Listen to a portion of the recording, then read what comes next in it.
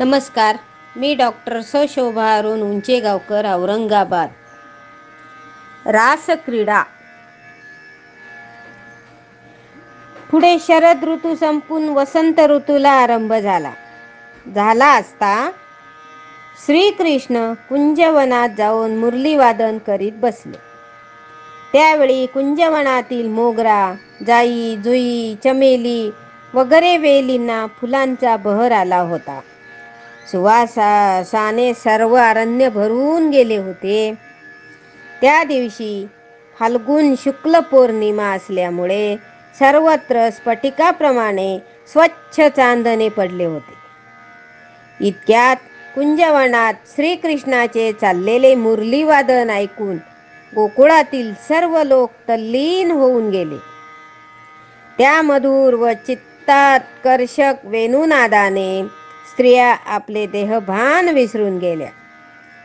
श्रीकृष्णाच्या जवळ जाऊन ती मुरली ऐकावी असे त्यांना वाटले व त्या आपल्या पतींना शय्येवर निजवून ठेवून कुंजवनामध्ये आल्या.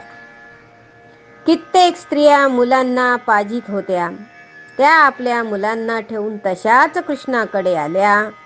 स्त्रियांप्रमाणेच गोपाळ, गायी, वनातील पक्षी वगैरे सर्वांची तशीच चमत्कारिक अवस्था झाली. सर्वजण कुंजवनात कृष्णाजवळ जाऊन उभे राहिले. त्या आलापदार सुस्वर वेणुनादाने दशदिशांना फिरणारा वायूही स्थिर झाला होता व यमुनेचे पाणीही स्तब्ध झाले होते. स्वर्गातून देव, गंधर्व, अप्सरा गणही त्या मुरलीच्या नादाने तल्लीन होऊन आकाशात आपल्या विमानात बसून आले होते. त्या वेणुनादाने देहभान विसरून गेलेल्या गोपींनी मुरलीच्या स्वराबरोबर नाचण्यास प्रारंभ केला. ह्या आनंदित झालेल्या गोपस्त्रिया कृष्णाचे नृत्य, गीत, विलासाने हसणे, पाहणे यांचे अनुकरण करीत क्रीडा करीत होत्या.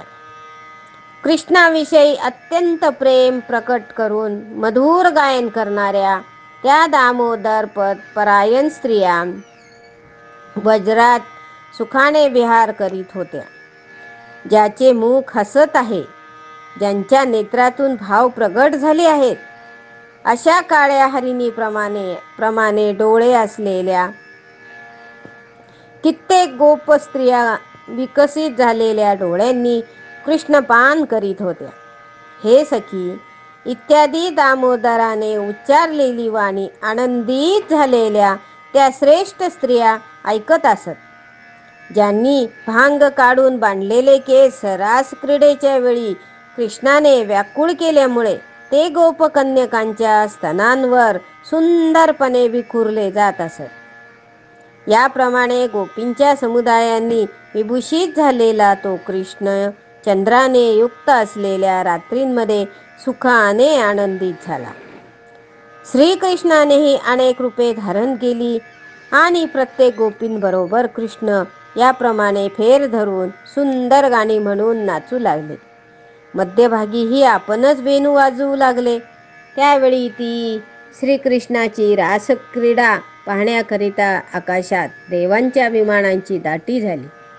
अशा प्रकारे रात्रभर रासक्रीडा झाल्यावर सर्व गोपी आनंदाने नाचतच गोकुळात येऊ लागल्या.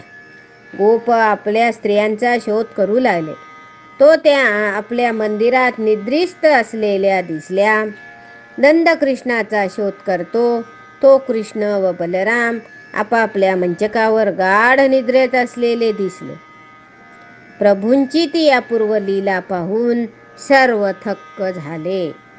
जय श्रीकृष्ण.